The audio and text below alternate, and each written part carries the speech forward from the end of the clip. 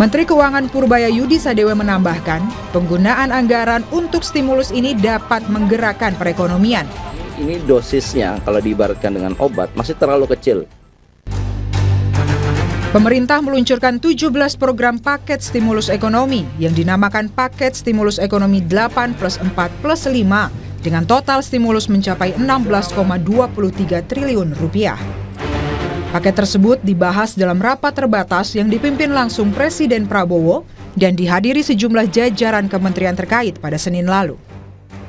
Adapun sasaran utama dalam paket stimulus ini adalah untuk mendongkrak pertumbuhan ekonomi dan penciptaan lapangan kerja. Program paket ekonomi di tahun 2025 ini yang terdiri dari 8 program akselerasi di 2025, 4 program yang dilanjutkan di 2026, dan 5 program yang terkait dengan andalan pemerintah untuk penyerapan tenaga kerja. Dalam program stimulus ekonomi akan diterjunkan tim akselerasi yang akan dipimpin langsung oleh Menko Perekonomian dan Menko Pangan serta Wakil Menteri Keuangan.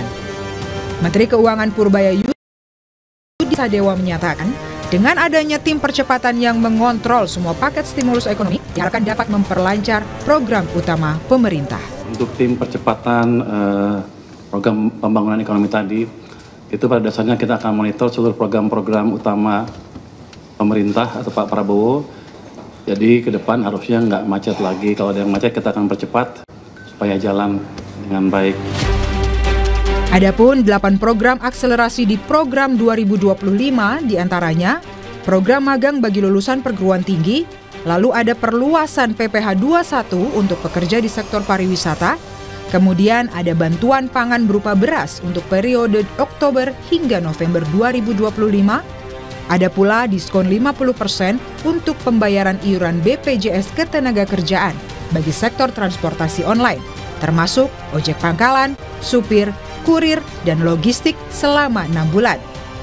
Program manfaat layanan tambahan perumahan BPJS Ketenagakerjaan, program padat karya tunai Kemenhub dan Kementerian PU, lalu ada percepatan deregulasi untuk percepatan PP nomor 28 tahun 2025.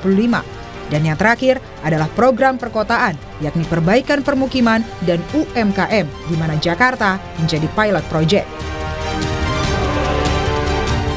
Kemudian untuk 4 program yang berlanjut di 2026 diantaranya perpanjangan PPh final 0,5% wajib pajak UMKM sampai 2029. Lalu perpanjangan PPh pasal 21 DTP untuk pekerja pariwisata, PPh pasal 21 DTP untuk pekerja industri padat karya, dan diskon iuran JKK dan JKM bagi bukan pekerja upah. Kemudian untuk 5 program andalan penyerapan tenaga kerja diantaranya Koperasi Desa Merah Putih, Kampung Nelayan Merah Putih, revitalisasi tambak Pantura, modernisasi kapal nelayan, dan program perkebunan rakyat. Menteri Keuangan Purbayayudi Sadewa menambahkan, penggunaan anggaran untuk stimulus ini dapat menggerakkan perekonomian tanpa memperlebar defisit APBN 2025. Sudah ada uangnya kami sediakan, bukan berarti defisit melebar, tapi saya bisa perkirakan tuh setiap tahun tuh penyerapannya berapa sih anggaran kita. Tahun lalu kan ada sisa juga, saya bisa hitung sisanya berapa. Jadi daripada sisa, tinggal 3 bulan lagi mungkin nggak kepake, saya pakai ke sana. Jadi ini hanya optimalisasi penyerapan anggaran supaya berdampak bagi perekonomian tanpa merubah defisit terlalu signifikan.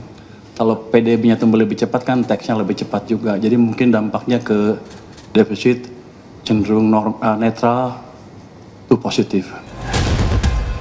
Salah satu program akselerasi yaitu program magang akan diberikan kepada 20.000 penerima manfaat. Program tersebut akan memberikan uang saku setara UMP yang berlangsung selama 6 bulan. Mekanisme program magang sedang dimatangkan Mendiknas dan Menristek. Tapi salah satunya adalah mereka yang eligible adalah yang lulus maksimal 1 tahun. Sehingga bisa fresh graduate bisa ditangkap. Perusahaan semuanya bisa, swasta atau milik negara. Dan akan ada kerjasama link and match antara perguruan tinggi dan perusahaan-perusahaan tersebut. Kita berharap di kuartal keempat ini udah bisa mulai. Hanya di Jakarta aja atau beberapa daerah juga, Pak? Seluruh Indonesia. Seluruh Indonesia. UMP-nya berarti disesuaikan dengan sesuai dengan UMP daerah masing-masing. Ekonom sekaligus pakar kebijakan publik Universitas Pembangunan Nasional Veteran Jakarta, Ahmad Nur Hidayat menyebut, paket stimulus kali ini hanya akan memberikan efek baik hingga akhir tahun 2025 saja. Ini dosisnya kalau diibaratkan dengan obat masih terlalu kecil. Kenapa? Karena kalau kita lihat size-nya itu kan rencananya total hampir 16,5 triliun ya dari yang direncanakan. Kalau kita lihat dengan PDB, size PDB kita yang hampir 21 triliun, tentunya ini hanya 0,07% saja dari PDB.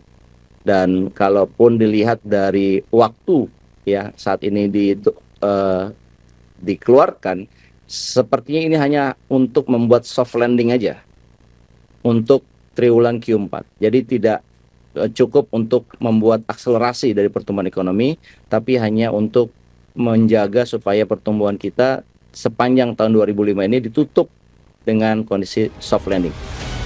Meskipun begitu, sejumlah kalangan masyarakat menyambut baik kucuran paket stimulus ekonomi 8+4+5. Mereka berharap stimulus ekonomi ini dapat memberikan peluang lebih luas, khususnya bagi perekonomian rakyat.